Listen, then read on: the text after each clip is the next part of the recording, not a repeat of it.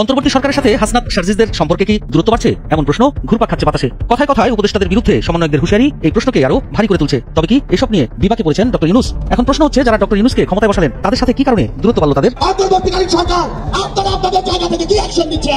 এখানে যেটা হয়েছে যে আজকে আসলে বিভিন্ন অসুবিধার কথা যখন আহতদের ভাষ্য অনুযায়ী ডিরেক্টরকে বলতে যাওয়া হয়, তার রিপ্লেগুলো মানে যেভাবে যে ওয়েতে হওয়া উচিত ওই ওয়েতে হয় না, তার রিপ্লেগুলো হয় অনেকটা তুচ্ছ তাচ্ছিল্যভাবে এভাবে, এবং এভাবে বলা হয় যে তোমরা রিলিজ নিয়ে চলে যাও, এরকম অনেক কথা বলা হয় যেগুলো তাদের মনে হয় যে তাদের ন্যূনতম আত্মসম্মান যেটুকু ওই আত্মসম্মানও লাগে। ওই জায়গা থেকে শেষ পর্যন্ত যেটা হয়েছে, কখনো বিদ্যালয়ের গেট, রেলওয়ে স্টেশন, আবার কখনো মসজিদের এলইডিতে ভেসে উঠছে আওয়ামী লীগ আবার ফিরবে, সেটাও আবার ভয়ঙ্কর রূপে, জানিয়ে দেশ জুড়ে শুরু হয়েছে ব্যাপক আলোচনা সমালোচনা। কিন্তু সত্যি কি দেশের রাজনীতিতে কামব্যাক করতে পারবে আওয়ামী লীগ? পারলেও কিভাবে? বিস্তারিত থাকছে আরিফ হাসানের প্রতিবেদনে। জামাত এবং বিএনপির ভিতরে রিসেন্টলি ফাটল আমরা দেখতে পাচ্ছি। একদল আরেক দলের পক্ষে বিপক্ষে কথা বলে জনগণকে, কর্মীদেরকে, সমর্থকদেরকে ডিভাইডেশন তৈরি করছেন, যে ডিভাইডেশনের ফাঁক দিয়ে আওয়ামী লীগের সুবিধা হয়ে যেতে পারে। এই কথাটি স্বীকার এসেছেন জনাব ফখরুল ইসলাম আলমগীর সাহেব আজকে। উঠেছে আমি যখন নিউজটি করছি, দুজন ছাত্রী তারা এই মুহূর্তে আইসিইউতে ভর্তি আছে, তাদের অবস্থা খুবই আশঙ্কাজনক। আরো তাদের সাথে বেশ কয়েকজন ছাত্রছাত্রী হাসপাতালের বিছানায় কাতরাচ্ছে, আর এরা প্রত্যেকে বৈষম্য বিরোধী ছাত্র আন্দোলনের সমন্বয়ক এবং নেতৃবৃন্দ। ঘটনাটি প্রেক্ষাপট হচ্ছে খুলনায়, কিন্তু টুইস্টের জায়গা হচ্ছে এই এত বড় ঘটনা ঘটার পরে ঘটনাটা আদৌ কারা ঘটিয়েছে সেটা। সেনাবাহিনী প্রধান ওয়াকারুজ্জামান সম্প্রতি দৈনিক প্রথম আলোকে দেয়া এক সাক্ষাৎকারে বলেন, এত বড় গণ অভ্যুত্থান, এত শহীদ, এত আহত, ঐতিহাসিক এক পরিবর্তনের মধ্য দিয়ে আমরা বর্তমান সময়ে এসে পৌঁছেছি। আমরা নতুন একটা স্বপ্ন, নতুন সময়ের পরিবর্তনের মধ্যে রয়েছি। 2024 সালে আমাদের জন্য একটা নতুন সুযোগ ও নতুন সম্ভাবনা তৈরি হয়েছে। আসসালামু আলাইকুম দর্শক, নতুন একটি ভিডিওতে আপনাকে স্বাগতম।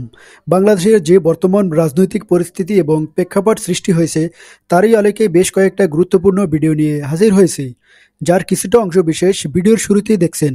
দর্শক, ভিডিওর শুরুটা দেখেই কিন্তু বুঝতে পেরেছেন আজকের নিউজটা কতটা গুরুত্বপূর্ণ হতে চলেছে। তাই বলবো, যারা ভিডিওটি দেখছেন না টেনে সম্পূর্ণ ভিডিওটি মনোযোগ সহকারে দেখতে থাকুন, তাহলে আজকের বিষয়টা বুঝতে পারবেন। দর্শক, এই বিষয়ে আর কিছুই বলবো না, চলুন দেখে আসি আজকের সেই কাঙ্ক্ষিত ভিডিওগুলো। তার আগে বলবো, যারা এখনও চ্যানেলটি সাবস্ক্রাইব করেননি অবশ্যই সাবস্ক্রাইব করে পাশে থাকা বেল বাটনটি অন করে দিবেন, আর যারা ইতিমধ্যে সাবস্ক্রাইব করেছেন তাদেরকে অসংখ্য ধন্যবাদ। তো চলুন দর্শক, ভিডিওতে একটি লাইক দিয়ে ধারাবাহিকভাবে সবগুলো ভিডিও দেখে আসি। অন্তর্বর্তী সরকারের সাথে হাসনাত শারজিজদের সম্পর্কে কি দূরত্ব বাড়ছে এমন প্রশ্ন ঘুরপাক খাচ্ছে বাতাসে। কথায় কথায় উপদেষ্টাদের বিরুদ্ধে সমন্বয়কদের হুঁশিয়ারি এই প্রশ্নকে আরো ভারী করে তুলছে। তবে কি এসব নিয়ে বিপাকে পড়েছেন ডক্টর ইউনূস? এখন প্রশ্ন হচ্ছে, যারা ডক্টর ইউনূসকে ক্ষমতায় বসালেন তাদের সাথে কি কারণে দূরত্ব বাড়লো তাদের? অন্তর্বর্তীকালীন সরকার আপনারা আপনাদের জায়গা থেকে কি অ্যাকশন নিচ্ছে?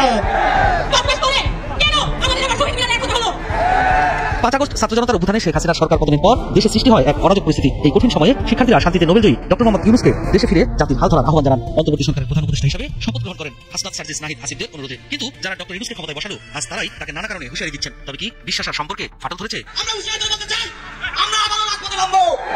কথা ছিল বৈষম্য বিরোধী ছাত্র আন্দোলনের নেতৃত্ব 31 ডিসেম্বর কেন্দ্রীয় শহীদ মিনার থেকে জুলাই বিপ্লবের ঘোষণাপত্র প্রকাশ করবেন, কিন্তু তা হলো না। রাতারাতি বদলে গেল কর্মসূচি, একই সমাবেশস্থল, শুধু কর্মসূচি পরিবর্তন হয়ে গেল মার্চ ফর ইউনিটি বা ঐক্যের যাত্রায়। বাংলাদেশের বিভিন্ন প্রান্ত থেকে বৈষম্য বিরোধী ছাত্র আন্দোলন এবং জাতীয় নাগরিক কমিটির নেতাকর্মীরা জামায়াত হন শহীদ মিনারে। সোমবার রাত 2টার কিছু আগে কর্মসূচি বদলের ঘোষণা করেন বৈষম্য বিরোধী ছাত্র আন্দোলনের নেতৃত্ব। সোমবার রাতেই প্রধান উপদেষ্টার প্রেস উইং থেকে জানানো হয়, গণঅভ্যুত্থানের একটি ঘোষণাপত্র তৈরির বিষয়ে উদ্যোগী হয়েছে অন্তর্বর্তী সরকার। ডক্টর মোহাম্মদ ইউনূসের অন্তর্বর্তী সরকারের এই পদক্ষেপের পরেই নিজেদের কর্মসূচি বাতিলের সিদ্ধান্ত নেন বৈষম্য বিরোধী ছাত্র আন্দোলনের নেতৃত্ব। ইউনূসের প্রশাসন ঘোষণাপত্র প্রকাশের বিষয়ে উদ্যোগী হওয়ার কারণে আলাদা করে ঘোষণাপত্র প্রকাশের পর থেকে পিছিয়ে আসেন তারা। অন্তর্বর্তী সরকারের অন্যান্য উপদেষ্টাদের পাশাপাশি বৈষম্য বিরোধী ছাত্র আন্দোলনের 3 জন উপদেষ্টা রয়েছেন। এছাড়াও খুব প্রধান উপদেষ্টাকেই তারা বসেছেন মসনদে। তবে তাদের মাঝে হঠাৎ কেন এই দূরত্ব? গুরুত্বপূর্ণ নানা ইস্যুতে কেন তারা নিজেরা বসে পরিকল্পনা করতে পারছেন না? যেসব বিষয়ে সরাসরি প্রধান উপদেষ্টার সাথে বসে আলোচনা করে সমাধান করা সম্ভব, সেগুলো কেন হঠাৎ করে জনসম্মুখে আনছে তারা? জনমনে প্রশ্ন উঠেছে, তাহলে কি সরকারের সাথে দূরত্ব বাড়ছে হাসনাত শারজিজদের, নাকি সব লোক দেখানো? অনেক রাজনৈতিক দল নির্বাচনের জন্য পাগল হয়ে যাচ্ছে। আমরা তাদের উদ্দেশ্যে বলতে চাই, আমরা নির্বাচনের জন্য রক্ত দেইনি, আগে দেশের সমস্যা হবে, তারপর হবে নির্বাচন। মঙ্গলবার বিকেলে সমাবেশ থেকে বৈষম্য বিরোধী ছাত্র আন্দোলনের তরফে ইউনূসের প্রশাসনকে সময়সীমা বেঁধে দেওয়া হয়েছে। বৈষম্য বিরোধী ছাত্র আন্দোলনের আহ্বায়ক হাসনাত আব্দুল্লাহ জানান, 15 জানুয়ারির মধ্যে জুলাই গণঅভ্যুত্থানের ঘোষণাপত্র জারি করতে হবে। বস্তুত জুলাই বিপ্লবের ঘোষণাপত্র ঘিরে গত কয়েকদিন ধরেই বাংলাদেশের রাজনীতিতে চর্চা শুরু হয়েছে। ইউনূসের অন্তর্বর্তী সরকার প্রথমে বৈষম্য বিরোধী ছাত্র আন্দোলনের এই ঘোষণাপত্র প্রকাশ কর্মসূচি থেকে নিজেদের দূরত্ব তৈরি করেছিল। তাদের বক্তব্য ছিল, এটি পুরোপুরি বেসরকারি একটি কর্মসূচি, অন্তর্বর্তী সরকারের সঙ্গে এর কোনো যোগ নেই।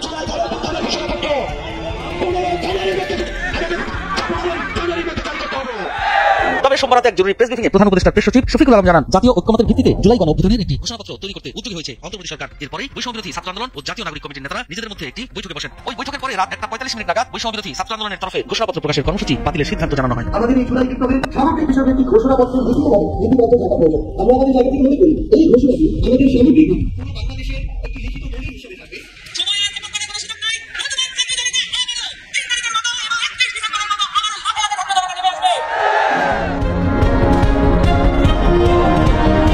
তার রিপ্লেগুলো মানে যেভাবে যে ওয়েতে হওয়া উচিত ওই ওয়েতে হয় না, তার রিপ্লেগুলো হয় অনেকটা তুচ্ছ তাচ্ছিল্য ভাবে এভাবে, এবং এভাবে বলা হয় যে তোমরা রিলিজ নিয়ে চলে যাও, এরকম অনেক কথা বলা হয় যেগুলো তাদের মনে হয় যে তাদের ন্যূনতম আত্মসম্মান যেটুকু ওই আত্মসম্মানও লাগে।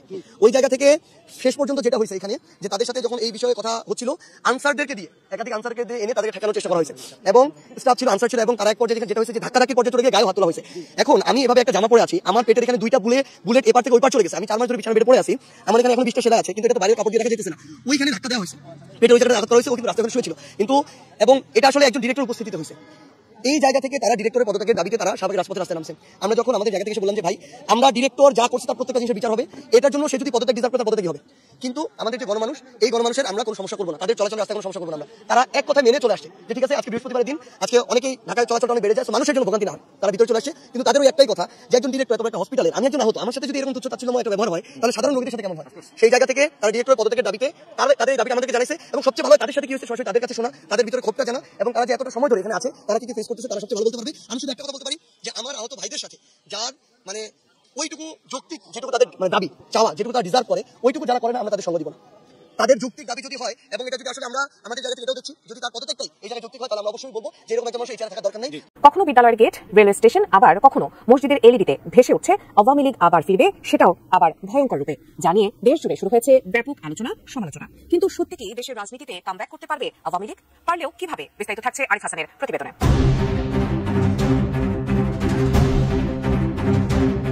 সদ্য বিদায়ী বছরের 24 অক্টোবর রাতে বগিলাঞ্চিত হওয়ার ঘটনায় যখন ট্রেনের শিডিউল তছনছ, তখন কমলাপুর রেল স্টেশনের বহির্গমন পথের ডিসপ্লেতে ভেসে ওঠে আওয়ামী লীগ জিন্দাবাদ লেখা। রেল কর্তৃপক্ষের দাবি কে বা কারা সফটওয়্যারের মাধ্যমে ডিজিটাল বোর্ডের সিস্টেম হ্যাক করে এই লেখা ইনস্টল করেছে। এই ঘটনায় 2 জনকে সাময়িক বরখাস্ত করেছে রেলওয়ে কর্তৃপক্ষ। একই ঘটনা খুলনা রেলওয়ে স্টেশনেও গত 14 ডিসেম্বর খুলনা রেল স্টেশনের মূল ফটকের সামনে ডিজিটাল ব্যানারে ভেসে ওঠে ছাত্রলীগ ভয়ঙ্কর রূপে ফিরবে, জয় বাংলা, জয় বঙ্গবন্ধু, শেখ হাসিনা আবার আসবে। পরে স্থানীয়দের মাধ্যমে খবর পেয়ে বৈষম্য বিরোধী ছাত্র আন্দোলন এবং স্থানীয় বিএনপি নেতাকর্মীরা রেল স্টেশনে বিক্ষোভ করেন। খবর পেয়ে ঘটনাস্থলে এসে পুলিশ জিজ্ঞাসাবাদ করে রেল স্টেশন থেকে একজনকে আটক করে। এমন কর্মকাণ্ডে বাদ যায়নি মসজিদও। গত 30 ডিসেম্বর দুপুরে ফেনী কেন্দ্রীয় বড় মসজিদের নামাজের সময়সূচির ডিজিটাল স্ক্রিনে প্রদর্শিত হয় আওয়ামী লীগ আবার ফিরবে, জয় বাংলা। এই ঘটনায় স্থানীয়রা তাৎক্ষণিকভাবে একজন অপারেটরকে আটক করে পুলিশের হাতে তুলে দেয়। এই ঘটনায় ফেনীর সব মসজিদ, মাদ্রাসা, বিদ্যালয় ও বিপণী বিতানে স্থাপিত ডিজিটাল বিজ্ঞাপনী বিলবোর্ড সাময়িকভাবে বন্ধ রাখার নির্দেশ দেন ফেনীর জেলা প্রশাসক। এবার এমন ঘটনা ঘটল চুয়াডাঙ্গার একটি প্রাথমিক বিদ্যালয়ের ডিজিটাল স্ক্রিনে। নতুন বছরের শুরুর দিনে জীবননগর উপজেলার একটি সরকারি প্রাথমিক বিদ্যালয়ের মূল ফটকের ডিজিটাল সাইনবোর্ডের স্ক্রিনে ভেসে ওঠে আওয়ামী লীগ আবার ভয়ঙ্কর রূপে ফিরবে। এসব ঘটনায় স্থানীয়দের মধ্যে চরম উত্তেজনা বিরাজ করছে। স্থানীয়রা এসব ঘটনাকে হুমকি হিসেবে দেখছেন।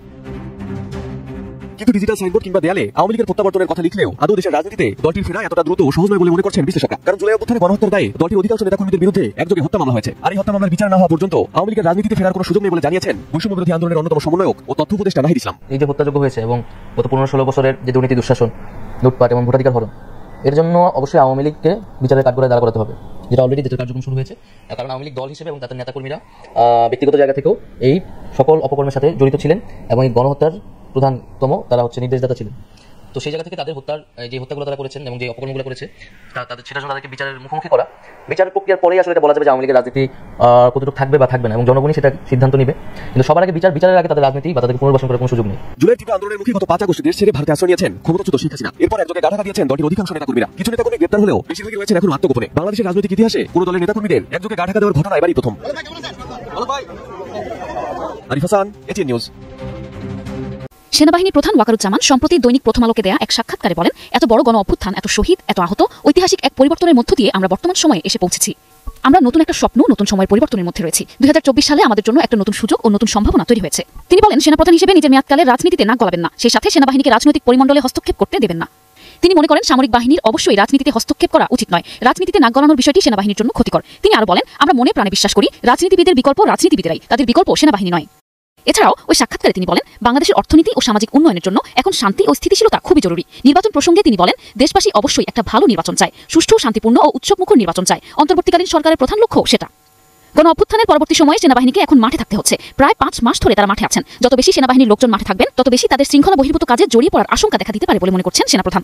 এদিকে স্বাধীনতার পর 53 বছরের ইতিহাসে এই প্রথম ভারতের সাথে চলছে বাংলাদেশের সম্পর্কে টানাপোড়েন। ভারতের সাথে বাংলাদেশের সম্পর্ক কেমন হওয়া উচিত, এ নিয়ে বর্তমান সেনাপ্রধান জেনারেল ওয়াকারুজ্জামান বলেন, ভারত আমাদের গুরুত্বপূর্ণ প্রতিবেশী। আমরা অনেক দিক থেকে ভারতের উপর নির্ভরশীল, আবার ভারতও আমাদের কাছ থেকে সুবিধাও পাচ্ছে। এটা একটা দেয়া নেওয়া সম্পর্ক। এই সম্পর্ক হবে ন্যায্যতার ভিত্তিতে। তিনি আরো বলেন, জনগণ যেন কোনোভাবেই মনে না করে ভারত বাংলাদেশের উপর কর্তৃত্ব করছে, যা আমাদের স্বার্থের পরিপন্থী। ওই সাক্ষাৎকারে চীন বাংলাদেশ সম্পর্কে তিনি বলেন, চীন বাংলাদেশের জন্য অত্যন্ত গুরুত্বপূর্ণ। চীন বাংলাদেশের উন্নয়নের অংশীদার। বাংলাদেশে তাদের অনেক বিনিয়োগ আছে। বিমান বাহিনী ও নৌবাহিনী চীনের অনেক সমরাস্ত্র ব্যবহার করছে। তিনি আরো বলেন, বর্তমানে জটিল ও কঠিন একটা সময়ের মধ্য দিয়ে যাচ্ছে দেশ। এই মুহূর্তে নিজেদের দাবি দাওয়াগুলো আমরা যেন সীমিত রাখি এবং সরকারকে বিরক্ত না করার আহ্বান জানিয়েছেন তিনি। তাহলে সেটা দেশের আইন শৃঙ্খলা রক্ষায় সাহায্য করবে। ওই সাক্ষাৎকারে সেনাপ্রধান ওয়াকারুজ্জামান ডক্টর মোহাম্মদ ইউনূস ও অন্তর্বর্তী সরকারের সফলতার জন্য সবকিছু করতে প্রস্তুত আছেন বলে আশ্বস্ত করেন। News desk. দুজন ছাত্রী তারা এই মুহূর্তে আইসিইউতে ভর্তি আছে, তাদের অবস্থা খুবই আশঙ্কাজনক। আরো তাদের সাথে বেশ কয়েকজন ছাত্রছাত্রী হাসপাতালের বিছানায় কাতরাচ্ছে। আর এরা প্রত্যেকে বৈষম্য বিরোধী ছাত্র আন্দোলনের সমন্বয়ক এবং নেতৃবৃন্দ। ঘটনাটি প্রেক্ষাপটে খুলনায়। কিন্তু টুইস্টে জানা হচ্ছে এই এত বড় ঘটনা ঘটার পরে ঘটনাটা আদৌ কারা ঘটিয়েছে সেটা সম্পর্কে কিন্তু এখনো স্পষ্ট কোনো ধারণা পাওয়া যায়নি। কারণ বৈষম্য বিরোধী ছাত্র আন্দোলনের এই মুহূর্তে আভ্যন্তরীণ মনে মনে একটা জ্বালা পড়ার মধ্যে আছে অবশ্যই বিএনপি, এর পাশাপাশি আওয়ামী লীগ তো আছেই। তো হয়তো আমরা আগামীকালকে একটা আপডেট পাবো। দর্শক, বৈষম্য বিরোধী ছাত্র আন্দোলনের নেতৃবৃন্দের উপর অতর্কিত একটা হামলা চালিয়েছে দুর্বৃত্তরা। আমরা যখন নিউজটা করছি ঠিক কয়েক ঘন্টা আগে খুলনা নগরীর শিববাড়ির মোড়ে জিয়া হলের সামনে এই ঘটনাটি ঘটেছে। এতে টোটাল 8 জন ছাত্র মারাত্মকভাবে আহত হয়েছেন। আর তাদের মধ্যে আশঙ্কাজনক অবস্থায় আছেন দুজন, এমনকি দুর্ভাগ্যজনকভাবে দুজনই আমাদের বোন। খুলনা মেডিকেল কলেজের হাসপাতালে আইসিইউতে তারা মৃত্যুর সাথে কান্না করছেন। বৈষম্য বিরোধী ছাত্র আন্দোলনের সমন্বয়ক সাজিদুল ইসলাম আপনি দেখেছেন নগরীর শিববাড়ির মোড়ের জিয়া হল এলাকার মধ্য থেকে তারা বৃহস্পতিবার বিকেলে বের হওয়ার সময় অতর্কিতভাবে একদল দুর্বৃত্ত তাদের উপর হামলা চালিয়েছে। এতে এই আন্দোলনের সাথে সম্পৃক্ত নাজমুল ইসলাম ইমরান, শাহরিয়ার ইসলাম খালিদ, মেয়েদের মধ্যে সাম্মি, সাদিয়া, পিয়া, রুমি এবং অমি সহ টোটাল 8 জন আহত হয়েছে। তার বক্তব্য হচ্ছে যে তাদের উদ্ধার করতে নারী শিক্ষার্থীরা এক পর্যায়ে সেখানে এগিয়ে আসে। আর দুর্বৃত্তরা এখানে নারী পুরুষ ভেদাভেদ করে নাই, বৈষম্য করে নাই, তারা গণহারে এখানে যাদেরকে পেয়েছে তাদের উপর হামলা চালিয়েছে। এতে সাদিয়া, পিয়া সহ 3 জন নারী শিক্ষার্থী তারা মারাত্মক আহত হয়েছেন। আর আহতদের মধ্যে সিটি কলেজের শিক্ষার্থী সাদিয়া এবং পাইওনিয়ার মহিলা কলেজের শিক্ষার্থী পিয়াকে এই মুহূর্তে আইসিইউতে ভর্তি করা হয়েছে। তো কেন এই হামলা চললো? আজকে কি তাদের কোনো সেখানে প্রোগ্রাম ছিল, সমাবেশ ছিল? না। বক্তব্য হচ্ছে যে আপনার এই হামলার কারণ সম্পর্কে এখন পর্যন্ত সমন্বয়ক সাজিদুল ইসলাম আপনি কোনো তথ্য দিতে পারেননি। আমাদের পুলিশ বলছে, যিনি আছেন সোনাডাঙ্গা মডেল থানার অফিসার ইনচার্জ মোহাম্মদ মনিরুল ইসলাম, তিনার বক্তব্য যে এখানে দুর্বৃত্ত বলতে কাদেরকে বোঝানো হয়েছে। তার বক্তব্য যে ছাত্রদের মধ্যে হাতাহাতির ঘটনাটি ঘটেছে। পরে তিনি সহ পুলিশের একটি দল সেই এলাকায় উপস্থিত হওয়ার পর কাউকে পাওয়া যায়নি। কোন পক্ষ অভিযোগ দিলে পরবর্তী ব্যবস্থা নেওয়া হবে। এদিকে বৈষম্য বিরোধী ছাত্র আন্দোলনের শিক্ষার্থীদের উপর হামলার প্রতিবাদে সন্ধ্যা 7:30টায় শিববাড়ি মোড় থেকে একটি বিক্ষোভ মিছিল বের হয়েছিল। মিছিলটি শিববাড়ি থেকে ডাক বাংলোর দিকে চলে যায়। তবে পুলিশের বক্তব্য এখানে একটা টুইস্ট, যেটা কানেক্টেড। ছাত্রদের মধ্যে হাতাহাতি হয়েছে। আওয়ামী লীগের সময় কিছু কিছু ঘটনা বাংলাদেশে ঘটতো, আপনাদের খেয়াল থাকার কথা যে ছাত্রলীগের 2 নেতা একে অন্যের সাথে ঝগড়া লাগা মাঝ রাস্তার মধ্যে হঠাৎ করে একজন পাঞ্জাবি পরিহিত ছিল, তার সে তার ধাক্কা দিয়ে বলতেছে শিবির শিবির শিবির দল। ওই মুহূর্তে তো ছাত্র শিবির একটা কি বলে আতঙ্কিত নাম হিসেবে কিন্তু পাবলিকের কাছে ব্র্যান্ড করে ফেলছিল আওয়ামী সরকার। তাৎক্ষণিকভাবে সেখানে সবাই শিবির মনে করে ছাত্রলীগের সেই নেতারা কিন্তু প্রচন্ড মাইট দিয়েছে। পরে দেখা গেল কি দুজনের ঝগড়া লাগছে, একজনের বিপদে ফেলানোর জন্য চটকারা বলছে ছাত্রলীগ মানে শিবির। ওসি সাহেবের কথা এখানে এই টুইস্টে জায়গা আছে যে তারা যে দুর্বৃত্ত বলছে, এখন তাদের উপর একটা টাচ করলে মানুষ মনে করে নেবে আওয়ামী লীগ। আর এখন কিন্তু কিছুটা অংশ বিএনপির উপরে আসে। বাট এখানে দেখা গেল যে নিজেদের মধ্যে লড়াই করে অথবা ঝগড়া করে কোনো বড় ধরনের মারামারি করে এখন বিভিন্ন জায়গায় সমন্বয়কদের মধ্যে কিন্তু হাতাহাতি করছে। একদল আরেকদলের উপর ছাপাই করতেছে, তুমি আসল সমন্বয়ক না ভাই, আমি আসল সমন্বয়ক। করে ক্ষমতা, এটা ক্ষমতা তো সমন্বয়কে এই মুহূর্তে একটা বিশাল ক্ষমতা। তো সেই ক্ষমতাকে নিয়ে একটা কেন্দ্রীয় মানে টিম তৈরি হলে ওই টিমকে আবার আরেক টিম খারিজ করছে। যেমন আমরা আওয়ামী লীগ বিএনপির মধ্যে দেখি যে একদল আরেক দল বলছে না এটা হয় না, এটা মানে বৈষম্য হয়েছে। এরকম কিন্তু ঘটনা ঘটতেছে। এমনকি নিজেরা লাগা এরকম ঘটনা ঘটাইলো। আবার এই পর্যন্ত কোনো পক্ষকে অভিযোগ দিল না যেখানে 2 জন আইসিইউতে আছে। কেন জানি মনে হচ্ছে নিজেরাই লাগছে, যার কারণে কাউকে তারা এখন পর্যন্ত ব্লেম করতে পারেনি। দেখা যাক আগামীকাল পর্যন্ত অপেক্ষা করছি কি হয়। এর সুবিধা হয়ে যেতে পারে এই কথাটি স্বীকার এসেছেন জনাব ফখরুল ইসলাম আলমগীর সাহেব। আজকে জনাব ফখরুল ইসলাম আলমগীর, বাবু গয়েশ্বর চন্দ্র রায় এবং অ্যাডভোকেট রুহুল কবির রিজভী 3 জনের 3টি বক্তব্য আপনাদের সামনে হেডলাইনটা তুলে ধরছি আমি ইনকিলাব পত্রিকা থেকে। পরে আমি বিস্তারিত আলোচনায় যাব। ইনকিলাবে হেডলাইন লিখেছে দেশপ্রেম নিয়ে জামাতের বক্তব্য হাস্যকর। অ্যাডভোকেট রুহুল কবির রিজভী বলেছেন মুক্তিযুদ্ধের বিরোধিতাকারীদের সবক শুনতে জাতি রাজি নয়, বাবু গয়েশ্বর চন্দ্র রায় বলেছেন। রাজনৈতিক তর্ক বিতর্কে আওয়ামী লীগের দুর্বৃত্তায়ন নিচে চাপা পড়তে যাচ্ছে বলেছেন মির্জা ফখরুল ইসলাম আলমগীর। এই 3 জন বিএনপির শীর্ষ নেতার মুখ থেকে 3টি বক্তব্য শুনলাম। রিজভী সাহেব এবং বাবু গয়েশ্বর চন্দ্র রায় 2 জনই জামাতকে প্রশ্ন ছুড়ে দিয়েছেন এবং জামাতকে আপনাদের ভূমিকা, আপনাদের অতীত ইতিহাস নিয়ে প্রশ্ন ছুড়েছেন। আর মির্জা ফখরুল ইসলাম আলমগীর শান্তভাবে সুন্দরভাবে বলেছেন যদি রাজনৈতিক তর্ক বিতর্কে আমরা জড়িয়ে পড়ি একে অপরের সাথে, আওয়ামী লীগের দুর্বৃত্তদের জন্য এটা সুবিধা হয়ে যাবে। রুহুল কবির রিজভী এবং বাবু গয়েশ্বর চন্দ্র রায়ের প্রশ্নের জবাবে আমরা যারা সচেতন মিডিয়াতে কথা বলি, কাজ করি এবং রাজনীতি নিয়ে গবেষণা করি, রাজনীতি নিয়ে কাজ করি, তাদের কাছে আমাদের পরিষ্কার উত্তর হলো যে 91-91 যখন প্রধানমন্ত্রী বেগম খালেদা জিয়া হয়েছিলেন তখন জামাতের 18 এমপির সমর্থন নিতে আপনারা গোলাম আজম সাহেবের কাছে গিয়েছিলেন। তাই গোলাম আজম সাহেবের কাছে তৎকালীন সেনাপ্রধান নুরুদ্দিন সাহেব গিয়ে এটাকে সমঝোতা করে বেগম খালেদা জিয়াকে প্রথম প্রধানমন্ত্রী বানানো হয় যে বাংলাদেশ জামাত ইসলামী যদি তখন বিএনপিকে সমর্থন না দেয়, আওয়ামী লীগকে সমর্থন দেয়, তাহলে জাতীয় পার্টির সমর্থন নিয়ে আওয়ামী লীগের শেখ হাসিনা 91-তে প্রধানমন্ত্রী হয়। তখন জামাতের কাছে 2টি অপশন ছিল, একটা আওয়ামী লীগ আর একটা বিএনপি। জামাত বিএনপিকে বেছে নিয়েছে কারণ দেশপ্রেমী। মরহুম প্রেসিডেন্ট জিয়াউর রহমান জামাতকে বাংলাদেশে পুনর্বাসন করেছিলেন 75-এর পরে। মরহুম প্রেসিডেন্ট জিয়াউর রহমানের সময় গোলাম আজম সাহেব লন্ডন থেকে বাংলাদেশে ফেরত গিয়েছিলেন ওনার মাকে দেখার জন্য। মা অসুস্থ থাকার সময় উনি যখন আবেদন করেছিলেন মরহুম প্রেসিডেন্ট জিয়াউর রহমান সেই আবেদন গ্রহণ করেছিলেন। সেই জায়গা থেকে জামাতের দুর্বলতা মরহুম প্রেসিডেন্ট জিয়াউর রহমানের কাছে। এর পরবর্তীতে বেগম খালেদা জিয়ার কাছেও জামাত পেয়েছে অনেক আন্তরিকতা, অনেক ভালোবাসা, অনেক মমতা। সেখান থেকে একসাথে এরশাদ বিরোধী আন্দোলন করে আওয়ামী লীগকে না দিয়ে 91 সালে জামাত সমর্থন দিয়েছিলেন। বিএনপিকে প্রথমবারের মতো প্রধানমন্ত্রী হয়েছিলেন বেগম খালেদা জিয়া। সেদিন জনাব আজকের যে আমাদের রিজভি ভাই যে প্রশ্নটা ছুড়েছেন জামাতকে, সেই প্রশ্নের উত্তর আশা করি আপনারা পেয়েছেন। মুক্তিযুদ্ধ বিরোধিতাকারীদের সবক শুনতে রাজি নয় জনগণ, বাবু গয়েশ্বর চন্দ্র রায় বলেছেন। জনগণ বলতে বাবু গয়েশ্বর চন্দ্র রায়কে আমি অনুরোধ করবো যে বাংলাদেশের 60% মানুষ যদি বিএনপি করে আর 40% মানুষ অন্যান্য রাজনৈতিক দল করে, এখানে 30 বা 25% মানুষও যদি জামাত করে, আওয়ামী লীগ আছে, জাতীয় পার্টি আছে, অন্যান্য গণ অধিকার সহ, অন্যান্য ইসলামিক দল সহ, ইসলামী শাসনতন্ত্র আন্দোলন সহ সব মিলে কিন্তু বাংলাদেশের 18 কোটি মানুষ, 18 কোটি জনগণ। তাই সেখান থেকে আপনি বলতে পারেন বিএনপির লোকেরা মুক্তিযুদ্ধের বিরোধীদের সবক শুনতে চায় না বা আওয়ামী লীগও শুনতে চায় না। এখন আওয়ামী লীগ আর বিএনপিকে এক কাতারে নেওয়াটা এই মুহূর্তে ঠিক হবে না বলে আমি মনে করছি। বাবু গয়েশ্বর চন্দ্র রায়ের এই বক্তব্য থেকে ভারতের বক্তব্য, আওয়ামী লীগের বক্তব্য আর বিএনপির বক্তব্যকে একসাথে করাটা আমি মনে করি ঠিক হবে না। কারণ ওনার পুত্রবধূ, আমরা দেখেছি যে ওনার পুত্রবধূ ঢাকা জেলা সেক্রেটারি, বিএনপির সেক্রেটারি, উনি কিন্তু নিপন রায় কিন্তু একটা কথা বলেছিলেন হাসিনা চলে যাওয়ার পরপরই যে আওয়ামী লীগের মধ্যে যারা বিএনপিতে এসে কাজ করতে চায় তাদের জন্য বিএনপির দরজা খোলা আছে। সেই কথাই কিন্তু তুমুল সমালোচনা করেছিলেন তিনি। আমরা নিতাই রায় চৌধুরীর মেয়ে নিপুণ চৌধুরী, আমরা সেই নিপুণ চৌধুরীর মুখ থেকে এই আশা করি নাই। কারণ নিপুণ চৌধুরী ছিলেন আন্দোলন সংগ্রামে সামনের কাতারে একজন নেত্রী, যিনি বাংলাদেশ জাতীয়তাবাদী দল সহ ছাত্র দল, যুব দল সবাই তিনি রাস্তায় আন্দোলন করেছিলেন হাসিনার বিরুদ্ধে। 15.5 বছর ওনার ভালো ভূমিকা ছিল। কিন্তু হাসিনা চলে যাওয়ার পরপরই যখন পুত্রবধূর মুখে এই কথা শোনা গিয়েছিল যে আওয়ামী লীগের তারা যদি বিএনপিতে এসে যুক্ত হতে চায় তাদের জন্য বিএনপির দরজা খোলা, একই সুরে যদি শ্বশুরও কথা বলেন, এমনিতেই আপনাদেরকে কিন্তু ভারতমুখী হিসাবে অনেকে মনে করে। আমি কখনো মনে করতে চাই না বাবু গয়েশ্বর চন্দ্র রায়কে উনি ভারতমুখী কোনো ব্যক্তি, কিন্তু আপনাকে আরো সতর্ক থাকতে হবে আপনার মতন একজন সিনিয়র নেতা হিসাবে। এবার বিএনপির মহাসচিব জনাব মির্জা ফখরুল ইসলাম আলমগীর সাহেবের সুন্দর কথাগুলো আপনাদের সামনে তুলে ধরছি। রাজনৈতিক তর্ক বিতর্কে আওয়ামী লীগের দুর্বৃত্তায়ন নিচে চাপা পড়ে যাচ্ছে বলে মন্তব্য করেছেন বিএনপির মহাসচিব মির্জা ফখরুল ইসলাম আলমগীর। ইনকিলাবে এই তিনজনের বক্তব্য আজকে এসেছে। বুধবার 2রা জানুয়ারি রাজধানীর গুলশানে বিএনপির চেয়ারপারসনের রাজনৈতিক কার্যালয়ে সংবাদ সম্মেলনে এসব মন্তব্য করেন জনাব মির্জা ফখরুল ইসলাম আলমগীর। আওয়ামী লীগ সরকারের আমলে বিদ্যুৎ খাতের ব্যাপক দুর্নীতি নিয়ে এই সংবাদ সম্মেলনের আয়োজন করা হয়। এ সময় লিখিত বক্তব্য উপস্থাপন করেন বিএনপির স্থায়ী কমিটির সদস্য ইকবাল হাসান মাহমুদ টুকু। এই টুকুর বিষয়ে আমি ফিনিশিং করব। এখন মির্জা ফখরুল ইসলাম আলমগীর সাহেবের বক্তব্যটা আপনাদের সামনে শেষ করি আগে। বিএনপির মহাসচিব বলেন রাজনৈতিক তর্ক বিতর্কে আওয়ামী লীগের যে দুর্বৃত্তায়ন, তাদের যে চুরি, দুর্নীতি, লুটপাট, এটা কিন্তু নিচে পড়ে যাচ্ছে। এরা এক ধরনের সুবিধা পেতে যাচ্ছে। আমি সেলুট জানাই মির্জা ফখরুল ইসলাম আলমগীরকে যে এই জিনিসটা উনি রিয়েলাইজ করার জন্য নিশ্চয়ই জনাব তারেক রহমান সাহেব ফখরুল ইসলাম আলমগীর সাহেবকে এই কথাটা বলার জন্য নিশ্চয়ই বলেছেন যে আমরা নিজেরা যে দ্বন্দ্বে চলে গিয়েছি জামাত আর বিএনপি, এই ফাঁক দিয়ে আওয়ামী লীগের কথা মানুষ বলতে শুরু করবে। আওয়ামী লীগ মাঝখান দিয়ে ফায়দা নেওয়ার সুবিধা হয়ে যাচ্ছে। অলরেডি আওয়ামী লীগ আজকে নরসিংদীতে ছাত্রলীগ নিষিদ্ধ ঘোষিত ছাত্রলীগ জটিকা মিছিল করেছে। এরকম বাংলাদেশের বিভিন্ন জেলায় তারা বিভিন্ন সময় মিছিল মিটিং করছে, কারণ এই সুবিধাটা পাচ্ছে জামাত বিএনপির দ্বন্দ্বের কারণে। এটা রিয়েলাইজ করেছেন মির্জা ফখরুল ইসলাম আলমগীর, রিয়েলাইজ করেছেন জনাব তারেক রহমান। আমি সে কারণে তারা দুইজনকে আবারও ধন্যবাদ দিচ্ছি। মির্জা ফখরুল ইসলাম বলেন বিদ্যুৎ খাতের পুরো বিষয়টি আমরা রিভিউ করব এবং পরবর্তীতে প্রয়োজনীয় ব্যবস্থা নেব। বিএনপির স্থায়ী কমিটির সদস্য ইকবাল হাসান মাহমুদ টুকু বলেন বিদ্যুৎ খাতে ম্যাজিক দেখাতে গিয়ে আওয়ামী লীগ মানুষকে সর্বনাশ করেছে। তিনি বলেন বিদ্যুৎ খাতের সব জায়গায় দুর্নীতি হয়েছে, কোনো জায়গায় বাদ পড়ে নাই।